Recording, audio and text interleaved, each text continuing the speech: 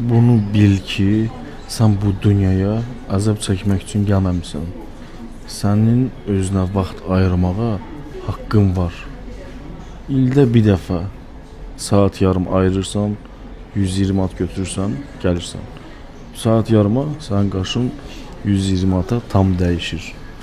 Düzdür, mən dediklərim hardasa 50% bu video kəşfə düşsün deyə marketing xarakterli bir məna daşıyır.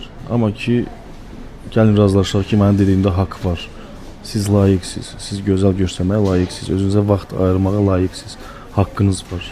Gəlin, qaşınızı 120 atıb, yeniliyim, bu endimdən faydalanın. Qaşın əvvəlini gördünüz necə üzü aşağı idi, xanımı yorğun göstərirdi. Gəlin baxaq bu qaşda nə əldə elədik. Şok, şok, şok.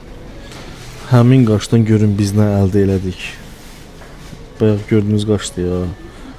Heç bilmir, harada tük var, harada dızıq çəkilib. Bu qaşı da deyən baxaq.